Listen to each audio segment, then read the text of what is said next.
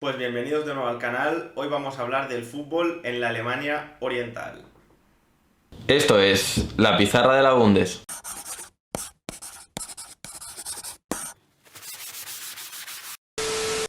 Der kommt an! Mach ihn! Mach ihn! Er macht ihn! Mario Götze! Pues la verdad es que hoy tenemos el placer, nos acompaña un invitado muy especial. Estamos hablando de Alberto. Él tiene una cuenta en Twitter aficionada, muy fan del Union Berlin, un equipo que ahora mismo está en Bundesliga y que la verdad es que es un equipo que le tenemos especial aprecio aquí en el canal. Y ha venido a hablarnos también porque él sabe mucho del fútbol en la que fue la Alemania Oriental, la República Democrática Alemana, y por eso pues lo hemos traído aquí. Alberto, es un placer tenerte aquí y decir que vamos a dejar tu enlace de Twitter de la cuenta del Union en la descripción para que la gente pues pueda seguir y conocer un poco más este club. Genial. Nada, muchísimas gracias por invitarme, chicos. La verdad es que desde que empezasteis he seguido vuestra cuenta y es un placer poder estar aquí con vosotros. El placer es nuestro, sin duda. Vamos a explicar un poquito cómo empezó esta división, ¿no? Porque al final se crea una Alemania del Este y esto se crea del 4 al 11 de febrero en la Conferencia de Yalta de 1945, cuando Churchill, cuando el propio Roosevelt, cuando el propio Stalin deciden dividir Alemania antes de que acabe la guerra en cuatro sectores: el sector estadounidense, el sector británico, el sector francés y obviamente el sector soviético. Cuando cae Berlín, que los soviéticos son los primeros en entrar, pues se produce también esa división y no es hasta 1948 que la URSS, o la RDA en este caso, decide cortar los accesos al país, incluyendo pues alejar Berlín Oeste, Berlín Occidental en este caso, que también se cierran todos los accesos y solo se puede acceder ahí mediante un puente aéreo. Entonces eso obviamente tiene que dividir a la sociedad alemana y al final acaba dividiendo también el fútbol. No sé, Alberto, ¿cómo viste? Bueno, ¿cómo viste? Tampoco estuviste obviamente igual que nosotros, pero, pero bueno, más que nada eso también tiene una gran afectación a lo que es los clubes de Alemania del Este, sin duda. Sí, la verdad es que fue un momento complicado porque al final todo el mundo venía de la Segunda Guerra Mundial y realmente lo que buscaban era que no sucediera lo que pasó después de la primera, que Alemania cayó en una depresión, inflación y demás, que terminó en la segunda.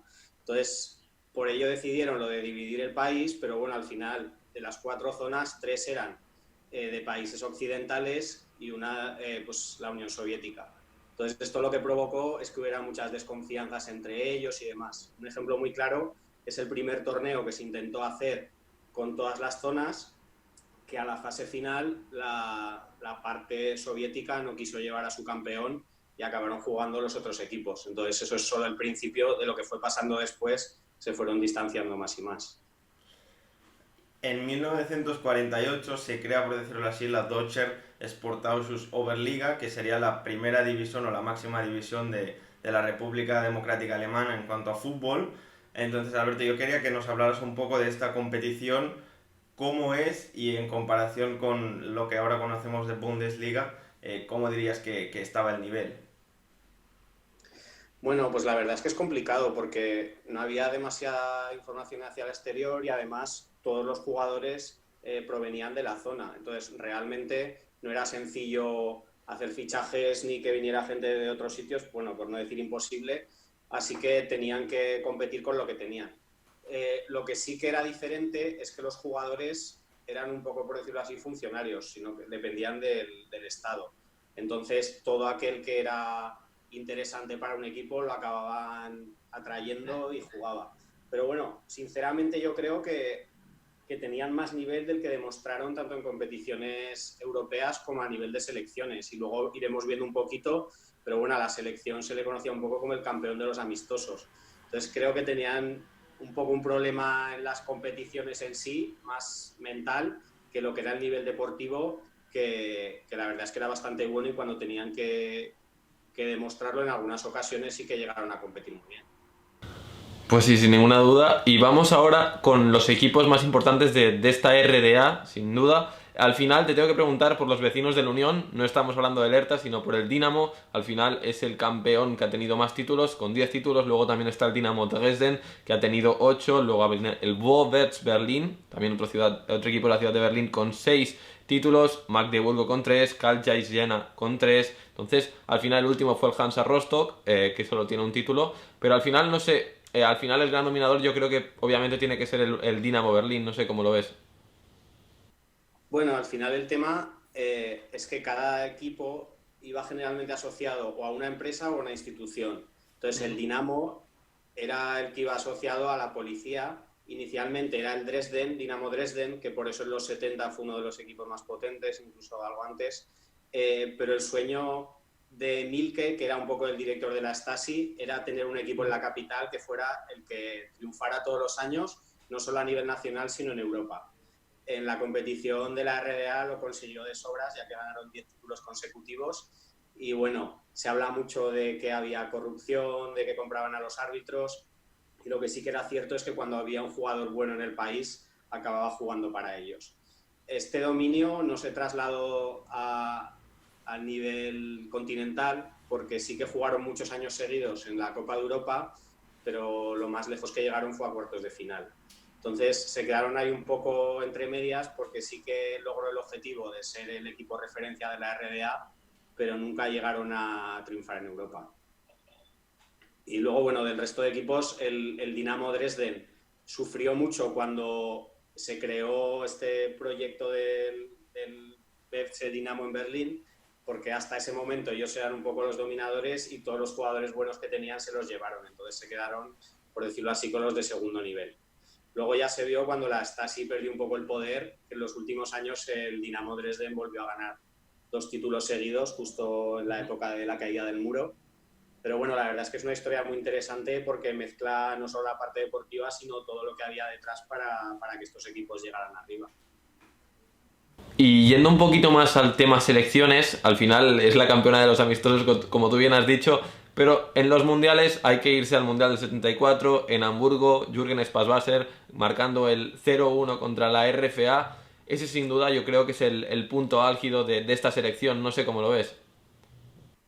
Sí, hombre, la verdad es que se juntaron todos los astros porque jugaban en Alemania contra el país del otro lado del muro y consiguieron ganar 1-0, pero al final fue casi una condena porque esa victoria hizo que se quedaran primeros de grupo y les tocó una segunda fase infernal con Brasil, Argentina y Holanda, y por el otro lado Alemania lo tuvo más sencillo para meterse en la final. Entonces, claro, cuando estaba Beckenbauer levantando la copa, yo creo que aquel partido es que se le quedaría como una pequeña piedra en el camino, que para la RDA es quizás el momento más importante de su historia, pero lo que quedará para siempre es que la Alemania occidental ganó el Mundial. Entonces, es un poco también este sentimiento de perdedor que han tenido toda su historia, que hasta el momento más importante que han tenido fue eclipsado por la victoria del Mundial de los alemanes.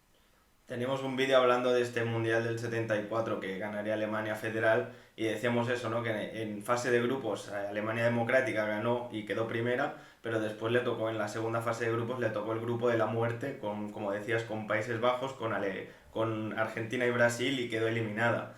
Y ahora te queríamos preguntar, Alberto, un poco qué ha sido de esos equipos que destacaron en la Oberliga. Por ejemplo, el último que la ganó fue el Hansa Rostock en 1991, que jugó el año siguiente en Copa de Europa y ahora mismo pues está en Dry Liga. El Dinamo Dresden ahora mismo está en Segunda Bundesliga. Entonces te quiero preguntar qué ha pasado un poco con esos equipos, porque ahora mismo pues no están en la cima del fútbol alemán.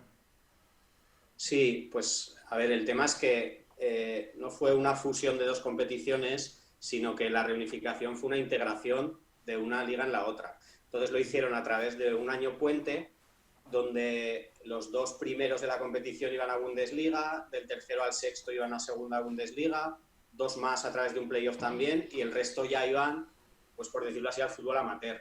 Entonces, claro, imagínate un equipo, incluso que en ese momento se llamaba FC Berlín porque ya le quitaron Dinamo, que luego volvió. Pero este equipo, acostumbrado a ganar la liga todos los años, que lo metan en tercera división, pues para muchos fue un shock. Y de hecho fue sorprendente que ganara el Hansa Rostock porque nunca había sido un equipo muy potente, pero es que tras la caída del muro todos los mejores jugadores de la zona se fueron para la zona occidental casi de un día para otro. Entonces fue una competición bastante surrealista. El Hansa y el Dinamo Dresden se metieron en Bundesliga, pero vamos, pronto el Hansa solo duró un año, luego volvió tiempo después, pero para mí lo más curioso es que de los 5 equipos de la RDA que han jugado en Bundesliga, al que tienes detrás ahí la camiseta no lo cuento, por supuesto, 3 de ellos no llegaron a ser nunca equipos importantes en la RDA. El Hansa Rostock, Energie Cottbus y el Unión Berlín han pasado, la verdad es que sin mucha pena ni gloria, por lo que quiere decir que algo falló en esa integración. Ahora mismo la mayoría de los equipos importantes, como el FC Dinamo, Carl Zeiss Jena, los 2 equipos de Leipzig, están todos en la Regional Liga, en 4ª división, y la verdad es que es muy complicado salir de ahí porque sube uno o ninguno, como ha pasado esta última temporada. Así que bueno, el descenso del Dinamo Dresden a 3ª también ha sido un palo, entonces ya solo hay 2 equipos en las 2 primeras divisiones, el Unión Berlín y el Aue, es Gebirge Aue, entonces parece muy complicado que vuelvan a tener éxito en un futuro, y el objetivo principal suena triste, pero es la supervivencia para la mayoría de ellos. Y para acabar, oye, con este igual negativismo, vamos a confiar en la Unión. ¿Cómo lo ves para la próxima temporada ya para acabar el vídeo?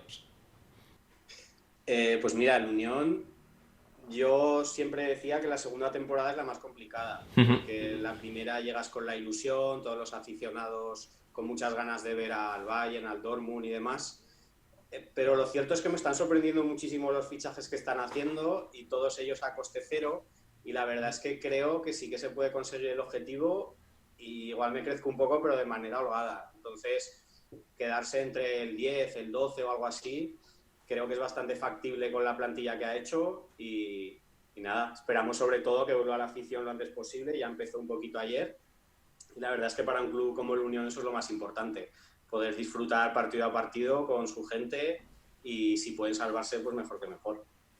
Pues esperemos que sí, esperemos que el Unión se salve y que además pues vuelva al público cuanto antes, porque sabemos que es muy importante para ese equipo. Y como hemos dicho, vamos a dejar el enlace de Alberto, de la cuenta que tiene dando apoyo al Unión Berlín, porque la verdad es que se ve que lo hace desde el corazón y que es un equipo al que sigue y al que ama, y la verdad es que es muy bonito de ver en el fútbol. Y Alberto, te queríamos dar las gracias por acompañarnos en este vídeo y hacernos un poco esta clase, ¿no? Porque hay mucha gente que no conoce el fútbol en la Alemania oriental, y es muy interesante, la verdad.